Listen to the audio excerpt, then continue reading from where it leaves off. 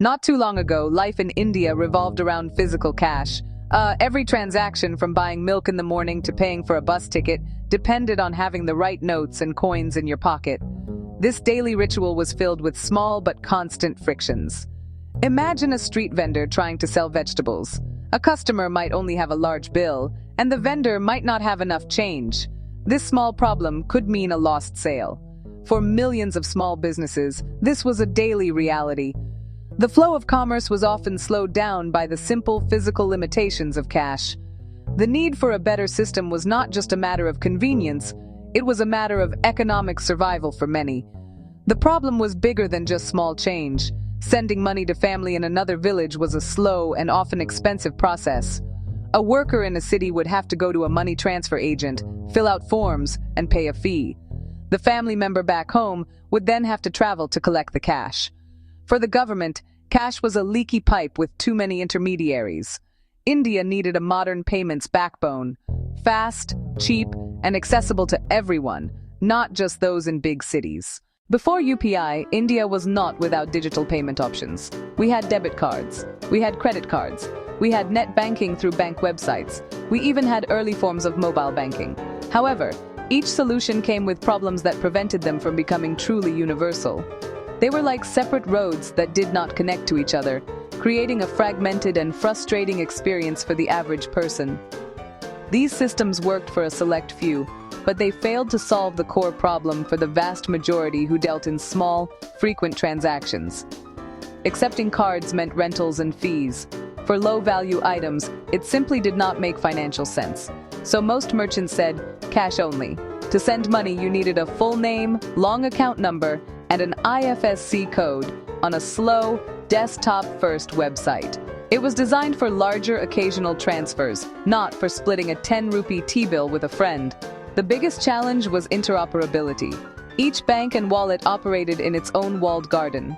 People had to manage multiple apps and passwords. A new approach was needed, one that unified these systems and put the user first. Faced with these challenges, a new vision began to take shape.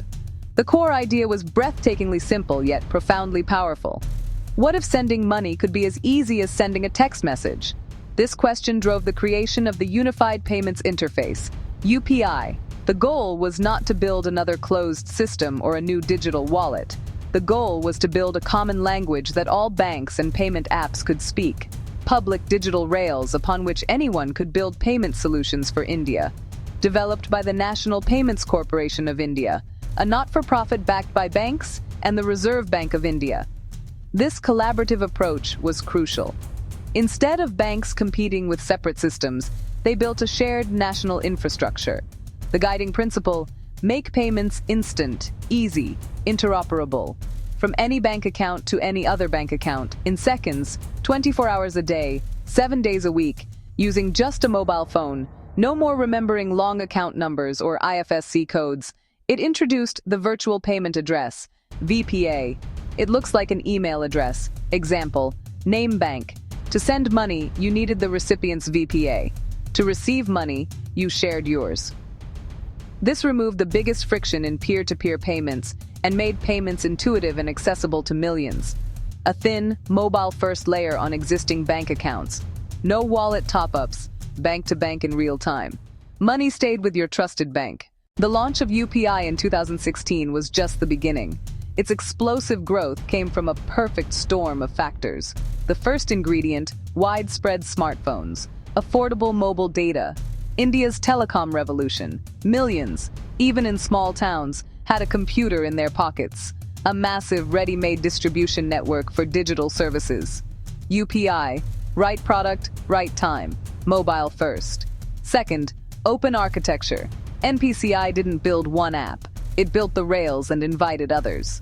That sparked a wave of innovation. Banks launched UPI-enabled apps. Tech companies jumped in. PhonePe, Google Pay, Paytm. UPI became simple to use and rewarding with cashbacks and offers. Competition drove better products and a relentless focus on smooth user experience. Third, the QR code. QR for UPI was a game changer for merchants. No expensive card machine, just a printed QR on the counter. Cost, virtually zero. Open any UPI app. Scan the code, enter the amount, pay instantly. Adopted fast by millions of small vendors, tea stalls, auto rickshaw drivers, bringing them into the digital fold. Finally, a government push. Demonetization nudged digital payments, and direct benefit transfers built familiarity and trust. The impact of UPI goes far beyond the convenience of digital payments. It has reshaped social and economic realities for millions of Indians, especially those on the margins of the formal economy. For small shop owners, the change has been transformative. No more loose change or cash-filled drawers. Every sale is recorded on their phone, a clear transaction history. That digital trail is pure gold. It becomes proof of income, enabling small business loans that help them grow and prosper. The empowerment of women has been profound. With UPI, money can be sent directly to their bank accounts. A home-based entrepreneur or tutor can get paid on her phone, gaining independence and a greater say at home. Farmers receive payment for crops directly from buyers. Daily wage workers get wages credited instantly at day's end. Government welfare and subsidies reach people directly. Gas cylinders, food rations, pensions. This reduces leaks and delays, increasing transparency and plugging corruption. The numbers are staggering. UPI now processes over 10 billion transactions every month. Many are microtransactions as small as 10 rupees. This massive volume is creating a data-rich economy. Used responsibly, it enables better products, micro-insurance and small-ticket credit tailored to ordinary Indians. While the success of UPI is undeniable, its rapid growth has brought new challenges to the forefront. As with any system handling vast sums, it has become a target for fraudsters. These bad actors use social engineering, fake payment requests, counterfeit QR codes, and scam calls pretending to be from a bank to get PINs.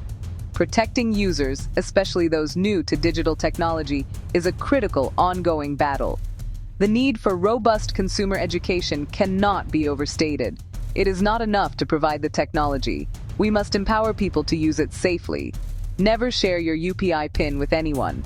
Be wary of unsolicited payment requests. Always verify the identity of the person you are paying.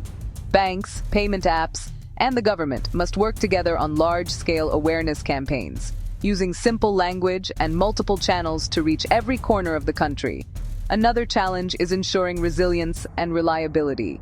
A system processing billions of transactions a day is under immense strain. Even small outages can disrupt millions. We must invest in upgrading the technology, improve server capacity, and build redundancies to prevent failures. The system must be as reliable as a public utility, electricity, water. As digital lending and investments grow on UPI rails, regulators need frameworks that encourage innovation and protect consumers. We need clear rules on data privacy and fair digital lending, striking the right balance between innovation and safety. In a few short years, UPI has completely rewritten India's payment story. It transformed a daily struggle into a seamless, two-second experience. We started with a clear problem: a nation drowning in the inefficiencies of cash. We built a simple solution based on open, interoperable rules. Powered by the smartphone revolution, it grew faster than anyone imagined. It has empowered small shopkeepers. It has given financial independence to women. It has plugged the leaks in our welfare system.